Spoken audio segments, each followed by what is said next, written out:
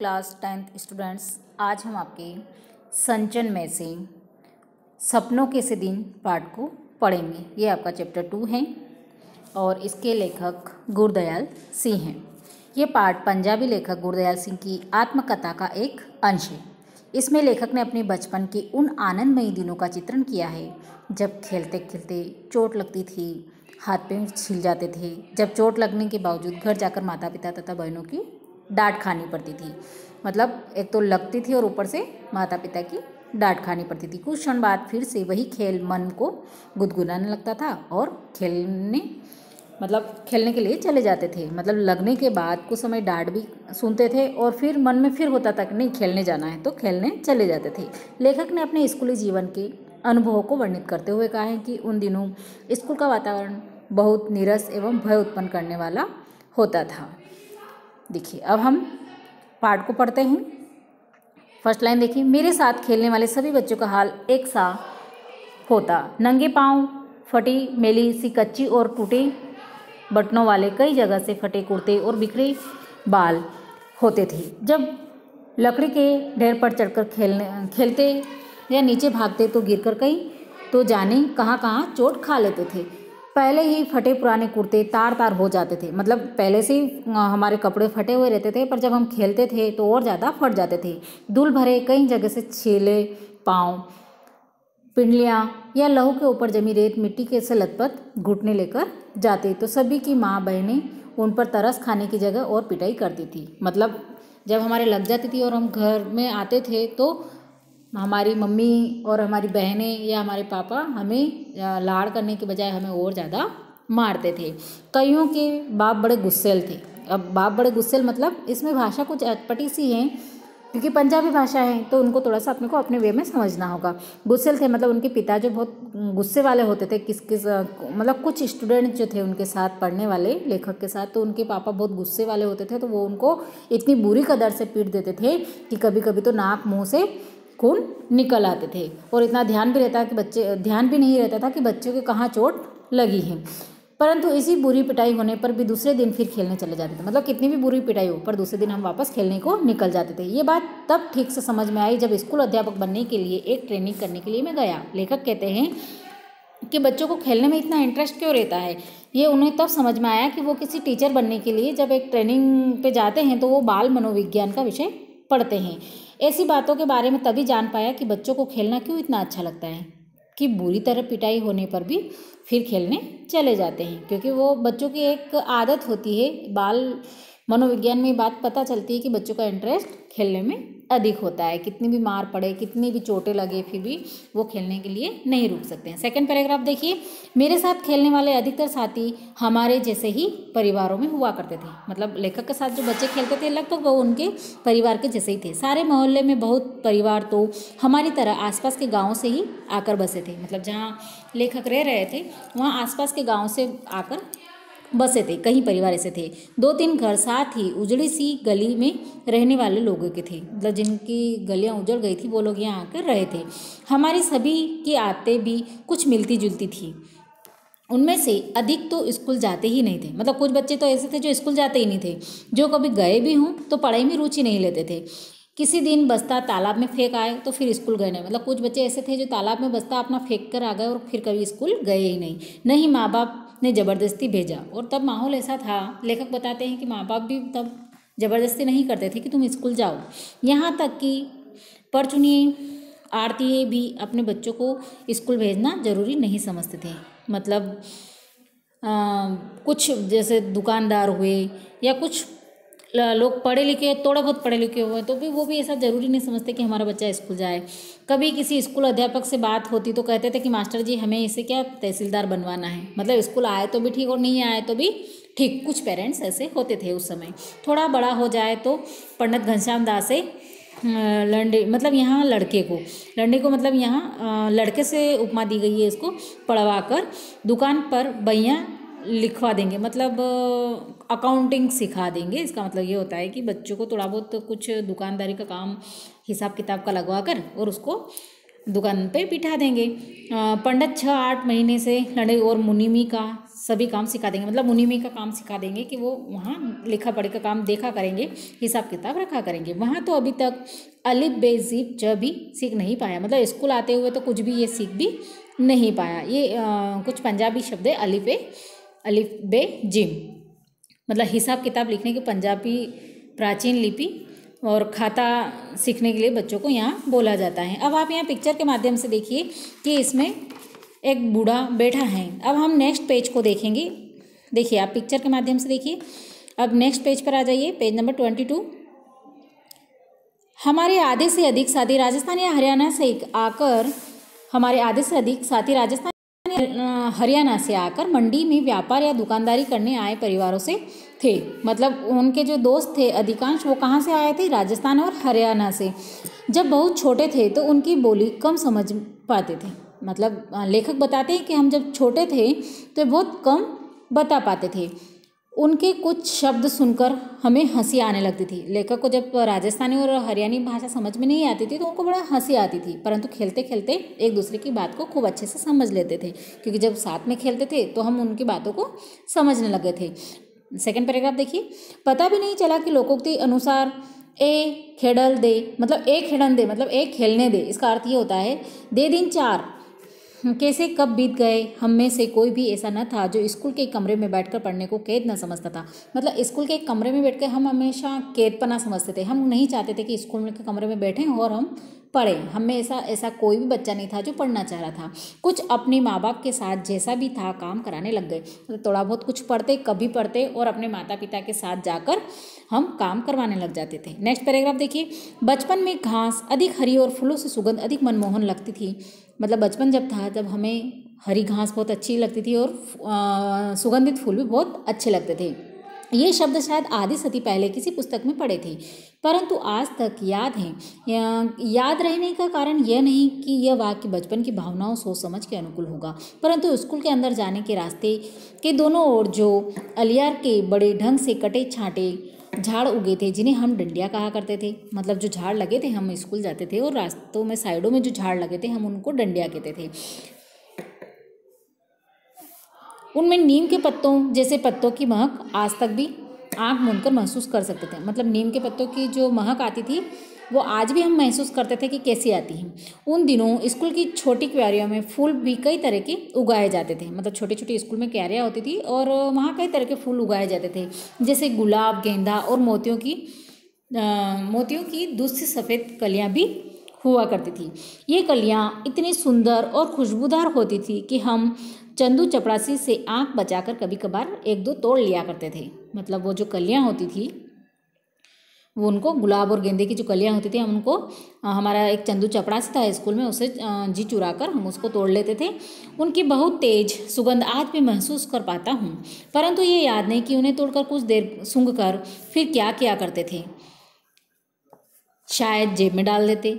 माँ उसे धोते समय कपड़े जब धोती थी तो उसके समय निकाल कर बाहर फेंक देती थी, या हम ही स्कूल से बाहर आते उन्हें बकरे के मेमनों की भांति चर जाया करते थे। मतलब उन फूलों की कलियों को गोल गोल घुमाकर उनको हम खुद खा लेते थे। जब अगली श्रेणी में दाखिल होते तो एक और तो कुछ बड़े सयाने होने के एहसास से उत्साहित भी होते। जब दूसरी कक्षा में एक कक्षा को पास करते और दूसरी कक्षा में जाते तो हम बड़ा उत्साह होता था, परंतु दूसरी ओर नई पुरानी कापियाँ किताबों से जाने कैसी बास आती थी। मतलब हमें कभी भी, हमारी स्थिति ऐसी थी कि हमें कभी भी नई किताबें नहीं मिलती थी तो उन पुरानी किताबों से हमें बास आती थी। उन्हीं मास्टरों के डर से कांपने लगते और पिछली श्रेणी में पढ़ा चुके होते थे। वही टीचर्स जो हमें पिछली कक्षाओं में पढ़ाते थे वही हमें आगे की कक्षाओं में पढ़ाते थे। नेक्स्ट पैराग्राफ देखिए। तब स्कूल में शुरू साल में 1-1.5 महीना पढ़ाई हुआ करती थी। मतलब जब उस समय में 1-1.5 महीना स्टार्टिंग में पढ़ाई हो जाती थी, फिर 1.5-2 महीने की छुट्टियां शुरू हो जाती थी और मतलब 1-1.5 महीने की पढ़ाई होने के बाद फिर 1-1.5 महीने की फिर छुट्टी लग जाती थी। अब तक तो बात अच्छी तरह याद है कि जब छुट्टियों से पहले और आखिरी दिनों का फर्क था। मतलब जो जिस दिन छुट्टी लगी और वापस जब स्कूल लगेगा उनके बीच क्या प्रतिक्रिया होती थी ये लेखक को याद है। पहले 2-3 सप्ताह तो खूब खेल कूद हुआ करती। हर साल ही माँ के साथ ननिहाल चले जाते। वहाँ नानी खूब दूध दही मक्खन खिलाती, बहुत प्यार करती। छोटा सा पिछड़ा गाँव था, परंतु तालाब हमारी मंडी के तालाब जितना ही बड़ा था। जब मतलब लेखक छुट्टियों में अपनी नानी के यहाँ जाते तो नानी बहुत अच्छे से उनको लाड़ प्यार करती थी और उसके बाद वो तालाब में नहाने चले जाते थे। दोपहर तक तो उस तालाब में नहाते, फिर नानी से जो जी में आता मांगकर खाने लगते। नानी हमारे बोलने के ढंग या कम खाने के कारण बहुत खुश होती, मतलब हम थोड़ा बहुत खाते थे, ऐसा नहीं कि बहुत, पर बोलने के ढंग से बहुत प्रभावित थी। अपने पोतों को भी हमारी तरह बोलने और खाने पीने को कहती, और वो अपने हमारे पोते से कहती कि जैसे ये खाते पीते हैं वैसे तुम भी खाया पिया करो और अच्छे से बोला करो। जिस साल ननिहाल न जा पाते उस साल भी हम अपने घर में थोड़ा बाहर तालाब पर चढ़ जाते, कपड़े उतार पानी में कूद जाते, और हम कपड़े उतार देते थे और पानी में कूद जाते थे। जिस साल अगर नहीं जाते तो हमारे यहीं हम गांव में तालाब में चले जाते थे, और कुछ समय बाद भागते हुए एक रेतीली टीली पर जाकर रेत के ऊपर लेटते, मतलब नहाना भी और वहाँ रेत के ऊपर टीले पे जाना और फिर उसके बाद रेत में खेलना और फिर नहाना, मतलब यही क्रम उनका दिन भर चलता रहता। और गरम नेक्स्ट पेज देखेंगे तो गरम रेत में खूब लथपथ कर उसी तरह भागते, मतलब दिन भर यही क्रम चलता था उनका कि नहाना, फिर रेत पे चढ़ना, फिर उसमें रेत में खेलना। किसी ऊंची जगह से तालाब में छलांग लगा देते, रेत को गंदेल पानी में साफ कर टीले की ओर भाग जाते। याद नहीं कि ऐसा 5-10 बार करते या 15-20 बार। देखो लेखक क्या कहता है कि एक दिन में हम इसी क्रम को पता नहीं 10-12 बार करते या 15-10 बार करते हैं या 15-20 बार करते हैं। कई बार तालाब में कूदकर ऐसा हाथ पांव हिलाने लगते जैसे बहुत बड़े तैराक हो, मतलब कभी कभी हमें तैरना नहीं आता या हमारे साथियों को तैरना नहीं आता, फिर भी हाथ पांव ऐसे हिलाते कि हम बहुत बड़े तैरने वाले हो। परंतु एक दो को छोड़ मेरे किसी साथी को तैरना नहीं आता था। ऐसा लेखक बताते हैं कि हम छोटे थे, सिर्फ हाथ पांव मारते थे, पर एक दो को छोड़कर मेरे किसी भी साथी को तैरना नहीं आता था। कुछ तो हाथ पांव हिलाते हुए गहरे पानी में चले जाते तो उन्हें बाहर आने के लिए किसी भैंस के सींग, मतलब पानी में जाहिर सी बात है तालाब के पानी में कभी कभी भैंसें बैठी रहती है तो उनके भैंसों के सींग या दुम पकड़ के, मतलब पीछे की पूंछ ऊँच पकड़ के बाहर आने की सलाह देते थे। अगर कोई बच्चा डूबने लग जाता था तो हम उसे कहते थे कि तुम भैंस का सींग पकड़ लो या उसकी पूंछ पकड़ लो, और उसे ढांढस बताते, मतलब उसको सांत्वना देते थे कि तुम डूबोगे नहीं, तुम उनका भैंस का सींग को पूंछ पकड़ के बाहर आ जाओ। कुत्ते समय मुंह में गंदा पानी भर जाता था तो बुरी तरह खांसते, मतलब जब तालाब का गंदा पानी हमारे मुंह में चला जाता तो हमें खांसी भी आ जाती। कई बार ऐसा लगता था कि सांस रुकने लगी, परंतु हाय हाय करते किसी न किसी तरह तालाब के किनारे तक हम पहुंच जाते थे। नेक्स्ट पैराग्राफ देखेंगे। फिर छुट्टियां बीतने लगी तो दिन गिनने लगते हैं। प्रत्येक दिन डर बढ़ता चला गया। खेल कूद और तालाब में नहाना भी भूलने लगता गया। अब छुट्टियां खत्म होने लग जाती क्योंकि 1-1.5 महीने की छुट्टी पड़ती थी, तो पहले के 2-3 सप्ताह तो हमने खूब खेला, पर जैसे जैसे स्कूल खुलने का टाइम आता था तो हम थोड़ा सा खेलना कूदना कम कर देते थे। मास्टरों ने जो छुट्टियों में करने के लिए काम दिया होता था, जिसको हम होमवर्क बोलते हैं, उसका हिसाब लगाने लगते। जैसे हिसाब में मास्टर दी 200 से कम सवाल कभी न बताते, मतलब होमवर्क में अगर हमें 200 सवाल करने को मिले तो हम हिसाब लगाते कि एक दिन में कितने सवाल करेंगे कि 10 दिन या 15 दिन में ये सवाल पूरे हो जाएंगे। मन में हिसाब लगाते यदि 10 सवाल रोज निकालेंगे तो 20 दिन में पूरे हो जाएंगे। जब ऐसा सोचना शुरू करते तो छुट्टियां का 1 महीना बाकी हुआ करता था, मतलब जब हम 1 महीने की छुट्टी बच जाती थी तब हम ऐसा सोचना शुरू कर देते थे। एक एक दिन गिनते 10 दिन खेल कूद में और बीत जाते। स्कूल की पिटाई का डर और बढ़ने लगता, परंतु डर भुलाने के लिए सोचते कि 10 की क्या बात है, सवाल तो 15 भी आसानी से रोज निकाले जा सकते हैं, मतलब 15 सवाल अगर रोज करेंगे तो हमारा काम पूरा हो जाएगा। जब ऐसा हिसाब लगाने लगते तो छुट्टियां कम होते होते जैसे भागने लगती, मतलब अभी तक लेखक सिर्फ हिसाब ही लगाते हैं कि हम इतना वर्क एक एक दिन में करेंगे तो हो जाएगा, पर अभी काम करना शुरू नहीं किया। दिन बहुत छोटे लगने लगते। ऐसा महसूस होता था जैसे सूरज भागकर दोपहरी में छिप जाता हो। जैसे जैसे दिन छोटे होने लगते स्कूल का भय और बढ़ने लगता। हमारे कितने ही सहपाठी तो ऐसे होते थे जो छुट्टियों का काम करने की बजाय मास्टरों की पिटाई अधिक सस्ता सौदा समझते थे। मतलब मेरे बहुत लेखक बताते हैं यहाँ कि हमारे बहुत से मित्र तो ऐसा होते कि कभी भी होमवर्क नहीं करते थे, वो मास्टरों से मार खाना सही समझते थे। हम तो पिटाई से बहुत डरा करते थे, उन बहादुरों की भांति ही सोचने लगते। ऐसे समय हमारा सबसे बड़ा नेता ओमा हुआ करता था। एक ओमा नाम का लड़का था जो कभी भी होमवर्क कभी नहीं करता था। वो टीचरों की मार खाना सही समझ लेता और खुद तो नहीं करता था, दूसरों बच्चों को भी बताता था कि मत करो, मतलब वो एक लीडरशिप का काम करता था। नेक्स्ट पैराग्राफ देखेंगे। हम सभी उनके बारे में सोचते कि हमारे में उस जैसा कौन था, कभी भी उस जैसा दूसरा लड़का नहीं ढूंढ पाए। मतलब ओमा है वो अलग ही लड़का था, उसकी बातें, गालियाँ, मारपीट का ढंग तो अलग ही था। मतलब वो एक, हम ऐसा मान सकते हैं कि वो उजड़पने से हो पर सबका नेता बना फिरता था। उसकी शक्ल सूरत भी सबसे अलग थी।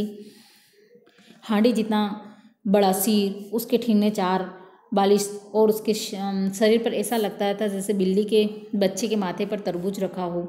इतने बड़े सिर में नारियल की सी आँखों वाला बंदरिया के बच्चे जैसा उसका चेहरा था, और भी अजीब लगता था। मतलब दिखने करने में भी वो अजीबोगरीब था, जैसा इसमें वर्णन किया गया है। लड़ाई वह हाथ पांव नहीं सिर से किया करता था। मतलब हाथ पांव से मारता नहीं था, वो सिर से डायरेक्ट मारता था। जब सांड की भांति फुकारता, फिर सिर झुकाकर किसी के पेट या छाती में मार देता था। ऐसे उस ओमा की कहानी बताई जा रही है। तो उससे दुगने तिगने शरीर वाले लड़के भी पीड़ा से चिल्लाने लगते। हमें डर लगता था कि किसी की छाती को पसली ही ना तोड़ दें। मतलब किसी की छाती की पसली ना तोड़ दे ये अपने सिर से। उसके सिर की टक्कर का नाम हमने रेल बम्बा रखा हुआ था। क्या नाम रखा था? जब वो सिर से मारता था तो रेल बम्बा रखा हुआ था। रेल के कोयले से चलने वाले इंजन की भांति बड़ा और भयंकर ही तो था। ठीक है, यहाँ पर बताया गया है कि आजकल स्कूलों में विद्यार्थियों को पीटना मना है। साफ लिखा है, सही बात है, आजकल हम नहीं पढ़ते। नेक्स्ट पेज देखिए, पेज नंबर 24। हमारा स्कूल बहुत छोटा था। क्या बताएगा कि हमारा स्कूल बहुत छोटा था। केवल छोटे छोटे 9 कमरे थे। स्कूल में कितने कमरे थे? 9, जो अंग्रेजी के अक्षर एच की भांति बने थे। मतलब वहाँ का जो शेड्यूल बना था, बनावट जो थी स्कूल की, वो एच की भांति थी। दाई और पहला कमरा हेडमास्टर श्री मदन मोहन शर्मा जी का था। मतलब स्कूल के हेडमास्टर का नाम क्या था? मदन मोहन शर्मा जी। ये नाम आपको याद रखने पड़ेंगे कि जब हम आंसर लिखते हैं तो अब अपने आंसर को इफेक्टिव करने के लिए हमें नाम को लिखना होता है। तो हेडमास्टर का नाम था मदन मोहन शर्मा जी का था, जिसके दरवाजे के आगे हमेशा चिक लटकी रहती थी। स्कूल की प्रार्थना के समय वह बाहर आते और सीधे कतारों में कद के अनुसार खड़े लड़कों को देख उनका गोरा चेहरा खिल उठता था। मतलब वो प्रेयर के टाइम बाहर आते थे और बच्चों को सीधी लाइन में खड़े हुए देखकर बड़े अच्छे, उनको चेहरा अच्छा हो जाता था जब हम एक जैसे कतार में खड़े रहते थे। सारे अध्यापक लड़कों की तरह ही कतार बांधकर उनके पीछे खड़े होते थे। केवल मास्टर प्रीतम चंद पीटी लड़कों को जो पीटी में रहते थे जो लड़के, और मास्टर प्रीतम चंद कौन थे? पीटी मास्टर थे, मतलब स्पोर्ट टीचर। जो पीटी सर थे उनका नाम था प्रीतम चंद। पीटी लड़कों की कतारों के पीछे खड़े खड़े यह देखते थे कि कौन सा लड़का कतार में ठीक नहीं खड़ा है। कौन देखते थे? ये मिस्टर प्रीतम चंद जो स्पोर्ट टीचर थे। उनकी घुड़की तथा ठुड्डों के भय से हम सभी कतार में पहले और आखिरी लड़के का ध्यान रखते, सीधे कतार में बने रहने का प्रयत्न करते। मतलब हमारी हमेशा यही कोशिश रहती थी कि हम बिल्कुल लाइन में सीधे खड़े रहें। सीधी कतार के साथ साथ हमें यह ध्यान भी रखना होता था कि आगे पीछे खड़े लड़कों के बीच की दूरी भी एक सी हो। सभी लड़के उस पीटी से बहुत डरते थे। मतलब पीटी मतलब वो स्पोर्ट टीचर जो थे, हमारे खेल शिक्षक जिसको हम बोलते हैं स्पोर्ट टीचर, उनसे बहुत डरते थे, क्योंकि उन जितना सख्त अध्यापक न कभी किसी ने देखा है न सुना। वो थोड़ा सा कठोर थे, क्योंकि उनको डिसिप्लिन, अनुशासन जिसको हम बोलते हैं कि अनुशासन में वो बच्चों को रखते हैं। हमारे स्कूल में भी जो खेल शिक्षक होते हैं वही सब बच्चों को अनुशासन में रखते हैं, क्योंकि उनका ये काम होता है। तो वो थोड़े से कड़क मिजाज के थे। यदि कोई लड़का अपना सिर भी इधर उधर हिला देता या पाँव से दूसरी पिंडली खुजलाने लगता तो वह उसकी ओर बाघ की तरह झपट पड़ते और खाल खींचने के मुहावरे को प्रत्यक्ष करके दिखा देते। मतलब बस बच्चे को खाल खींच देते, उसको अच्छे से परेड ले लेते। परंतु हेडमास्टर जी उसके बिल्कुल उलट स्वभाव के थे। मतलब जो हमारे हेडमास्टर जो थे, जो प्रधानाध्यापक थे जो हमारे, वो बिल्कुल अलग नेचर के थे, उनसे विपरीत नेचर के। वो कभी भी सख्ती नहीं बरतते थे। वो 5वीं और 8वीं श्रेणी के अंग्रेजी स्वयं पढ़ाते थे। मतलब 5वीं क्लास को और 8वीं क्लास को वो इंग्लिश पढ़ाते थे, अंग्रेजी भाषा को पढ़ाते थे। हमारे में से किसी को भी याद न था कि 5वीं श्रेणी में कभी भी उन्हें किसी गलती के कारण किसी की चमड़ी उधेड़ते देखा या सुना हो। मतलब वो बहुत कम, और कभी हमको तो ये याद भी नहीं कि कभी उन्होंने किसी बच्चे को मारा है। चमड़ी उधेड़ना हमारे लिए बिल्कुल ऐसा शब्द था जैसे हमारे सरकारी मिडिल स्कूल का नाम चमड़ी उधेड़ना। मतलब ये शब्द बच्चों के दिमाग में छाया हुआ था। वो काम कौन करते थे? Sport teacher mister Premchand. अधिक से अधिक वह गुस्से में बहुत जल्दी जल्दी आंखें झपकते, मतलब जब हमारे हेडमास्टर जी को जब गुस्सा आता था तो ज़्यादा वो आंखें निकाल देते थे, अपने लंबे हाथ की उल्टी उंगली से एक चपत हमारी गाल पर मार देते थे। बहुत ज़्यादा हम कुछ होमवर्क नहीं करते या ऐसा कुछ काम करते तो बहुत ज़्यादा होता तो वो एक हल्का सा चांटा हमारे गाल पर लगा देते थे। मेरे जैसे सबसे कमज़ोर शरीर वाले भी सिर झुकाकर मुंह नीचा किए हंस देते।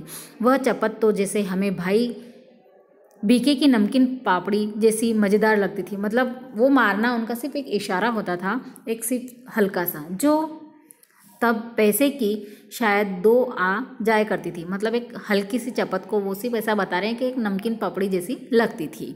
इसमें उन्होंने इस पैराग्राफ में यहाँ हेडमास्टर जी के चरित्र का बखान किया गया है। ठीक है।